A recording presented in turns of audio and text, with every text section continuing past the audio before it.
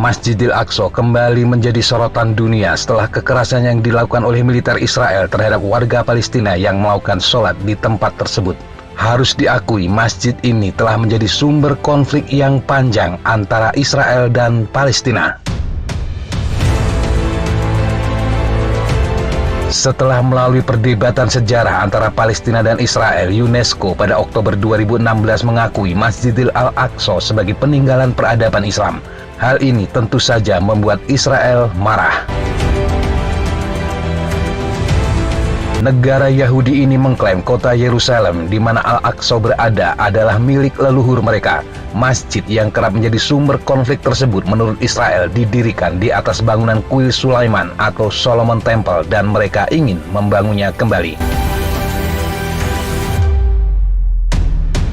Yerusalem memang kota tua yang melintasi banyak peradaban besar dan Yahudi menjadi salah satu bangsa yang pernah tinggal di wilayah ini. Kuil Sulaiman atau Haikal Sulaiman dibangun oleh Nabi Sulaiman sekitar tahun 962 sebelum Masehi. Dalam bahasa Ibrani, rumah suci tersebut bernama Bet HaMikdash, sedangkan dalam bahasa Arab disebut dengan nama Baitul Al-Muqaddas atau Baitul Maqdis. Bangunan tersebut pernah 2 kali dihancurkan bersama kehancuran Yerusalem.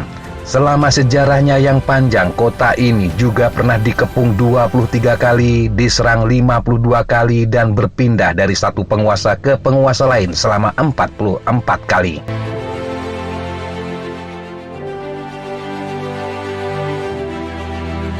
Kehancuran pertama terjadi saat Nebukadnezar menyerbu kerajaan Yudea di Yerusalem pada tahun 597 sebelum Masehi. Penghancuran kerajaan Yudea atau Yehuda yang merupakan kerajaan terakhir dari Bani Israel sebagai kelanjutan kerajaan Daud dan Sulaiman ini diikuti dengan digiringnya Bani Israel ke Babilonia dan diperbudak di sana. Mereka dipulangkan ke Yerusalem oleh Cyrus Agung saat penguasa Persia ini menaklukkan Babilonia. Cyrus Agung kemudian membangun kuil Sulaiman, namun tidak sampai selesai. Pembangunannya dirampungkan oleh Raja Herodus, penguasa Romawi di Yudea, sehingga kuil itu kerap pula disebut sebagai kuil Herodus. Kehancuran kedua terjadi saat Titus Flavius, komandan tentara Romawi, mengepung dan menghancurkan Yerusalem pada Perang Yahudi-Romawi tahun 70. Titus belakangan menjadi kaisar Romawi dari dinasti Flavia. Tempat itu kemudian di bawah cengkraman Romawi. Pada tahun 136 hingga 140 Masehi, Kaisar Hadrian membangun kuil Jupiter di atas reruntuhan Haikal Sulaiman. Setelah mengganti nama Yerusalem menjadi Aelia Capitolina, dia melarang orang Yahudi maupun Nasrani memasukinya. Untuk mengenang kehancuran kedua kuil tersebut, orang Yahudi berpuasa setiap tahun yang dikenal sebagai puasa Tisha B'Av. Puasa ini mulai diperkenalkan pada abad kedua Masehi oleh para rabi Yahudi.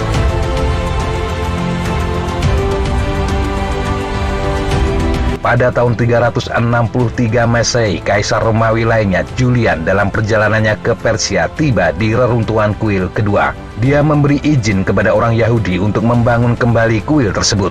Tetapi tahun itu pula gempa besar terjadi dan kuil itu tidak pernah dibangun lagi.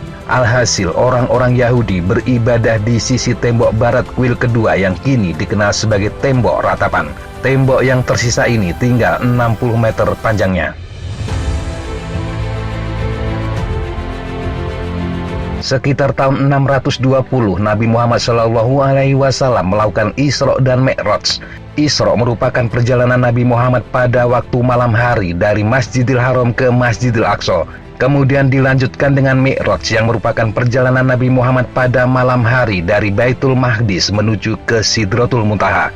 Peristiwa ini diabadikan dalam Al-Quran Surat Al-Isra. Ayat pertama surat tersebut menyebut kuil Sulaiman sebagai Masjidil Al-Aqsa. Masjid secara harfiah berarti tempat sujud. Dan Masjidil Aqsa kemudian menjadi kiblat pertama umat Islam selama 18 bulan sebelum dipindahkan ke Masjidil Haram di Mekah. Sekitar tahun 636, Khalifah Umar bin Khattab merebut Yerusalem dari tangan Bizantium Romawi. Selanjutnya, Khalifah dari dinasti Umayyah yang bermarkas di Damaskus, yakni Malik ibnu Marwan dan Al-Walidi, membangun masjid di atas kompleks kuil Sulaiman, Masjid Al-Aqsa di bagian selatan, dan Masjid Kubah Batu atau Kubat Asrakah atau Dome of Rock di bagian utara. Pembangunan diperkirakan sekitar tahun 687 hingga 705 Masehi. Wilayah ini berada di bawah kontrol umat Islam sejak era Khilafah Rasyidun, Umayyah, Abbasiyah hingga Fatimiyah sebelum kemudian jatuh ke tangan tentara salib. Ketika dikuasai tentara salib, kedua masjid tersebut kemudian berubah fungsi.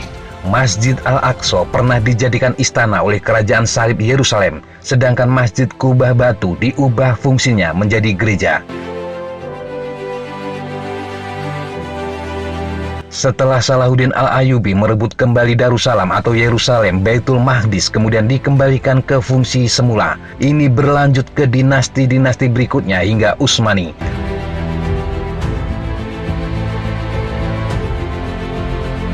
Di penghujung 1800-an, sebuah gerakan bernama Zionisme muncul ke permukaan dan merancang pendirian sebuah rumah bagi kaum Yahudi. Tetapi bukan ke sebuah lahan kosong, melainkan ke Darussalam atau Yerusalem. Saat itu, wilayah tersebut masih berada di bawah Khilafah Utsmaniyah. Sejak 1882, gerakan Zionis ini berulang kali memobilisasi kaum Yahudi dari berbagai negara, terutama Eropa, untuk kembali ke Yerusalem dan mengklaimnya sebagai milik mereka. Lewat deklarasi Balfour, Inggris pun berjanji membantu pendirian negara Yahudi itu. Inggris kemudian mengalahkan tentara Khilafah Utsmani dan memasuki Tanah Suci pada tahun 1917.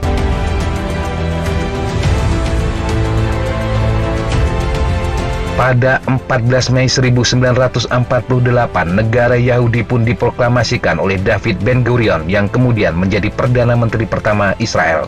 Saat diproklamasikan, Israel telah menguasai Yerusalem Barat.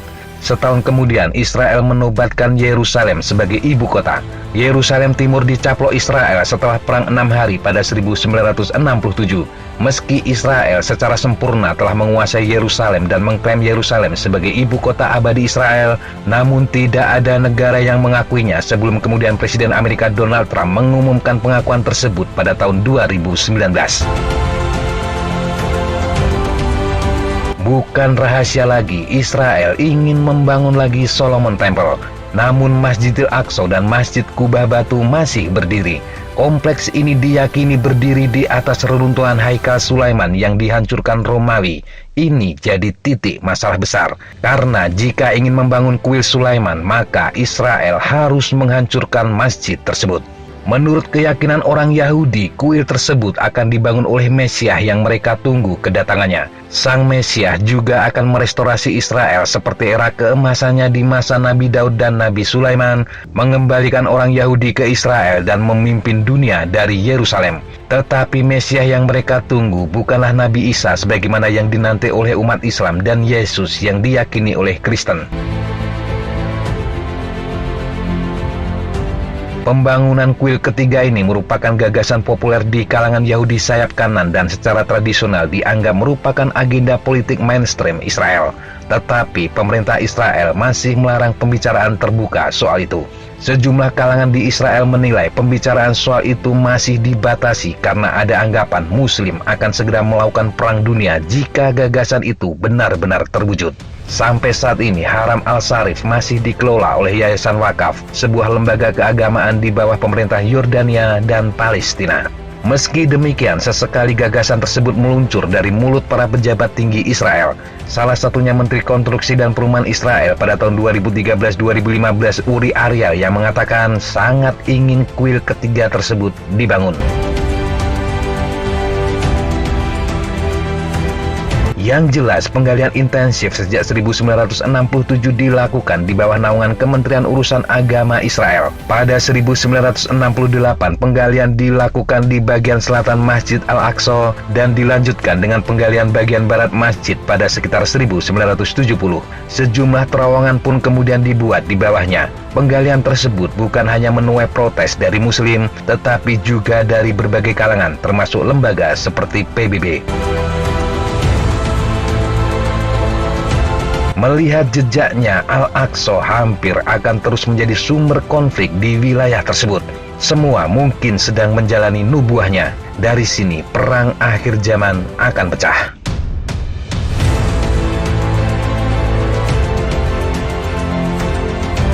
Demikian sahabat Jejak Tapa, informasi yang bisa kita sampaikan untuk kesempatan kali ini. Sampai jumpa di kesempatan yang berbeda. Tetap kunjungi kami di www.jejaktapa.com dan www.freshjournal.com. Tetap semangat dan jaga kesehatan. Salam, fly like an eagle, fight like a falcon.